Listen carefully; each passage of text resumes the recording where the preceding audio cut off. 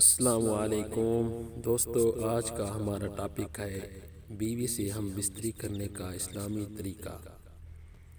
میاں بیوی کے تعلق سے کچھ ایسے مسائل ہیں جن کا جاننا ضروری ہے، مگر وہ نہیں جانتے کیونکہ دینی کتاب ہم پڑھتے نہیں اور عالم دین علماء سے پوچھنے میں شرم آتی ہے۔ مگر عجیب بات ہے، مسئلہ پوچھنے میں تو ہمیں شرم آتی ہے، مگر وہی غیرت اس وقت مر جاتی ہے جب دولہا اپنے دوستوں کو اور دلہن اپنی سہیلیوں کو پوری رات کی کہانی سناتے ہیں۔ استغفر اللہ، معاذ اللہ۔ خیر، یہ میسج سیو کر کے رکھیں اور اپنے دوستوں اور عزیزوں میں جن کی شادیاں ہوں انہیں تحفے کے طور پر اور علم دین کی سربلندی کے لیے یہ میسج سینڈ کریں۔ مسئلہ یاد رہے کہ شادی سے پہلے میاں بیوی اور اولاد کے حقوق کے مسائل سیکھنا فرض ہے۔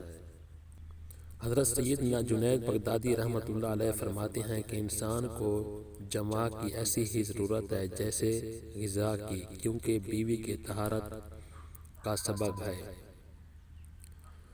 حدیث پاک میں آتا ہے کہ جس طرح حرام صحبت پر گناہ ہے، اس طرح جائز صحبت پر نیکیاں ہیں۔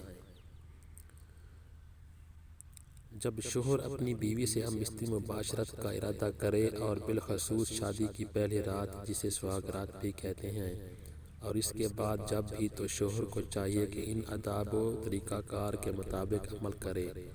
انشاءاللہ شیطان کی دست برد یعنی مداخلت سے محفوظ رہیں گے اور نیک صالح اولاد پیدا ہوگی۔ نماز کے بعد شوہر اپنی دلہن کی پیشانی کے تھوڑے سے بال نرمی اور محبت سے پکڑ کر یہ دعا پڑھے تو نماز اور اس دعا کی برکت سے میاں بیوی کے درمیان محبت اور الفت قائم ہوگی انشاءاللہ تعالی۔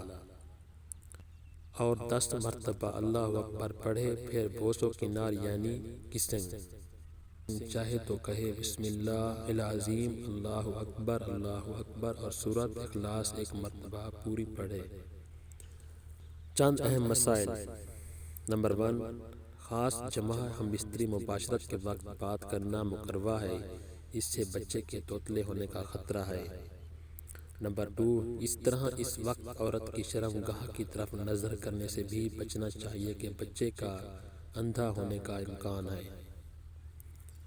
نمبر 3، یوں ہی بالکل ننگے بھی ہم بستری مباشرت صحبت نہ کرے ورنہ بچے کے بے حیا ہونے کا اندیشہ ہے۔ اور اہم بات، کمرے میں 0 پاور کے بلب کا اہتمام ضرور کرے، اور اگر کپڑے بالکل اتار کر ہم بستری کرنا ہے تو ایک بڑی چادر دوران ہم بستری اپنے اوپر اوڑھ لے تاکہ پردہ پوش ہو سکے۔ بالکل ننگے ہو کر ہم بستری کرنا گدھا گدھی کی طرح جفتی کرنا کہلائے گا، جو کہ شریعت کے نزدیک ناپسندیدہ عمل ہے۔ نمبر 4، ہم بستری کے وقت بسم اللہ شریف پڑھنا سنت ہے اور یہ دعا پڑھے۔ مسئلہ، مگر یاد رہے کہ ستر کھولنے سے پہلے پڑھے، اور سب سے بہتر ہے کہ جب کمرے میں داخل ہو تب ہی بسم اللہ شریف پڑھ کر دایاں قدم اندر داخل کرے۔ اگر ہمیشہ ایسا کرتا رہے گا تو شیطان کمرے سے باہر ہی ٹھہر جائے گا، ورنہ وہ بھی آپ کے ساتھ شریک ہوگا۔ نمبر 5، عورت کے اندر مرد کے مقابلے 100 گنا زیادہ شہوت ہے، مگر اس پر حیا کو مسلط کر دیا گیا ہے، تو اگر مرد جلدی فارغ ہو جائے تو فوراً اپنی بیوی سے جدا نہ ہو بلکہ کچھ دیر ٹھہرے پھر الگ ہو۔ نمبر 6، جماع کے وقت کسی اور کا تصور کرنا بھی زنا ہے اور سخت گناہ ہے۔ نمبر 7، جماع کے لیے کوئی وقت مقرر نہیں، ہاں بس اتنا خیال رہے کہ نماز فوت نہ ہو پائے، کیونکہ بیوی سے بھی نماز، روزہ، اعتکاف، حیض، نفاس اور نماز کے ایسے وقت میں صحبت کرنا کہ نماز کا وقت نکل جائے حرام ہے۔ نمبر 8، مرد کا اپنی عورت کی چھاتی کو منہ لگانا جائز ہے، مگر اس طرح کہ دودھ حلق سے نیچے نہ اترے، یہ حرام ہے۔ لیکن ایسا ہو بھی گیا تو توبہ کرے، مگر اس سے نکاح پر کوئی فرق نہیں پڑتا۔ نمبر 9، مرد و عورت کو ایک دوسرے کا ستر شرمگاہ دیکھنا چھونا جائز ہے، مگر حکم یہی ہے کہ مقام مخصوص شرمگاہ کی طرف نہ دیکھا جائے کہ اس سے نسیان یعنی حافظہ کمزور ہونے کا مرض ہوتا ہے اور وہ نگاہ بھی کمزور ہو جاتی ہے۔ نمبر 10، ہم بستری مباشرت سے فراغت کے بعد مرد عورت کو الگ الگ کپڑے سے اپنا ستر صاف کرنا چاہیے، کیونکہ دونوں کا ایک ہی کپڑا استعمال کرنا نفرت جدائی کا سبب ہے۔